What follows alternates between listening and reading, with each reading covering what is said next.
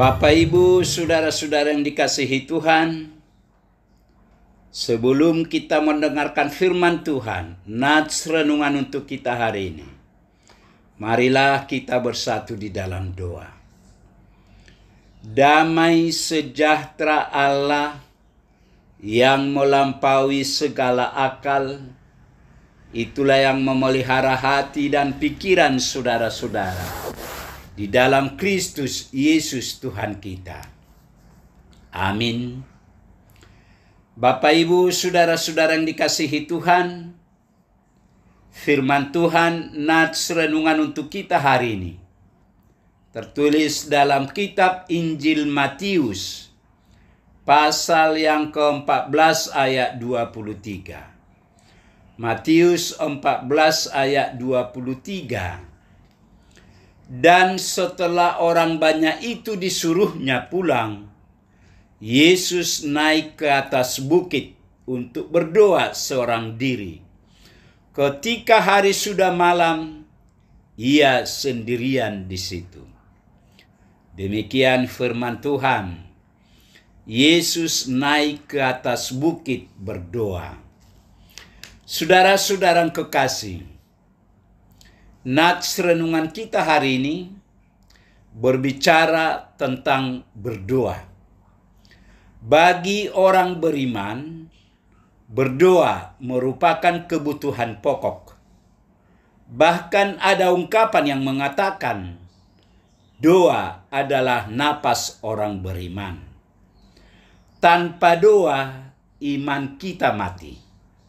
Tidak mungkin tumbuh. Karena itu, setiap orang beriman yang ingin imannya bertumbuh, ia wajib berdoa.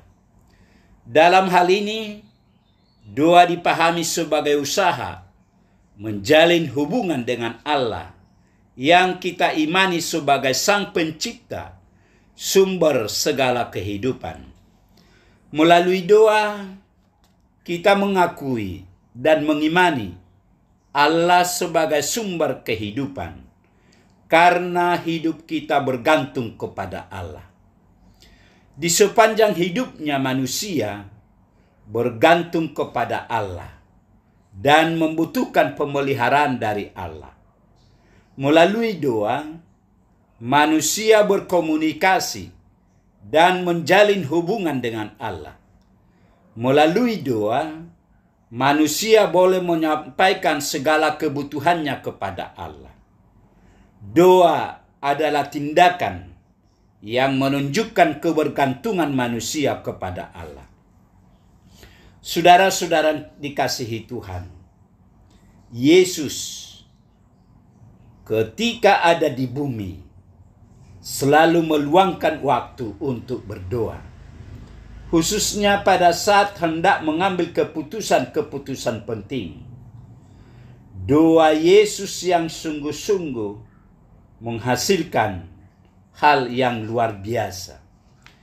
Ia memilih 12 murid, menyembuhkan banyak orang sakit, dan membangkitkan orang mati.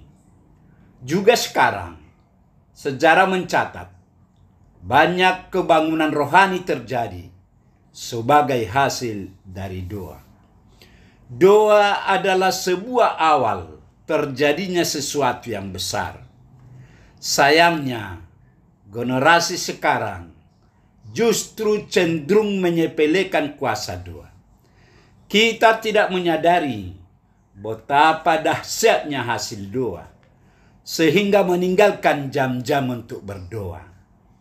Tidak heran, di gereja-gereja, para pendoa syafaat adalah orang-orang tua dan ibu-ibu yang sudah lanjut umurnya. Orang muda tidak tertarik untuk berdoa. Kesannya seperti kegiatan yang tidak ada tantangannya, dan merasa berdoa adalah aktivitas yang kurang produktif. Betapa kelirunya pendapat tersebut. Doa sanggup mendatangkan mujizat. Doa juga merupakan kegiatan yang sangat produktif. Karena melalui doa kita izinkan kuasa Allah bekerja. Ketika kuasa Allah bekerja, maka jalan buntu terbuka. Ide-ide kreatif tercipta. Bahkan terobosan-terobosan baru lahir, memecahkan kebekuan dan kesuam-suaman, mendatangkan kegairahan serta semangat menatap masa depan. Coba hitung berapa banyak kesempatan doa yang terbuang, dan bayangkan betapa banyak mujizat yang mestinya terjadi kalau kita rajin berdoa. Saudara-saudara yang dikasihi Tuhan, seperti Yesus Kristus anak Allah itu, kita juga perlu berdoa secara pribadi kepada Bapa Surgawi dalam Yesus Kristus Tuhan kita. Tuhan tidak menyuruh kita harus berdoa di bukit doa, melainkan kita dapat berdoa di kamar kita sendiri, secara rahasia antara kita sebagai anak dengan Bapa. Bila Yesus anak Allah yang sempurna memberi waktu untuk selalu berdoa, betapa lebih lagi kita dengan segala kelemahan kita. Sangatlah penting untuk kita selalu berdoa. Kebiasaan berdoa secara pribadi dan rahasia ini perlu lebih kita perhatikan menjelang akhir zaman sekarang ini, ketika banyak orang sangat sibuk dan tidak lagi mementingkan doa pribadi yang bersifat rahasia dengan Bapa Surgawi, sehingga tidak lagi ada kuasa dalam hidup dan hidup pelayanan banyak orang Kristen.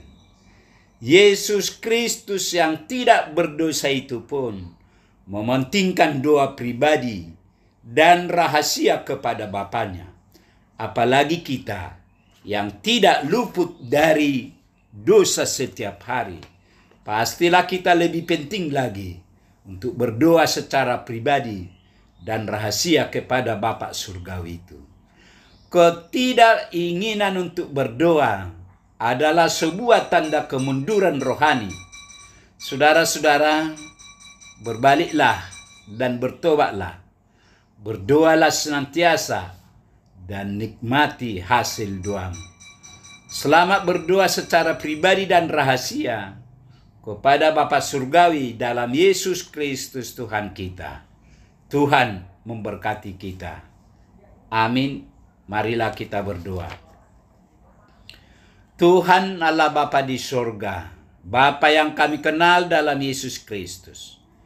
Puji, syukur, terima kasih Tuhan atas kasih setia Tuhan. Pagi ini Tuhan telah mengingatkan kami agar kami rajin berdoa.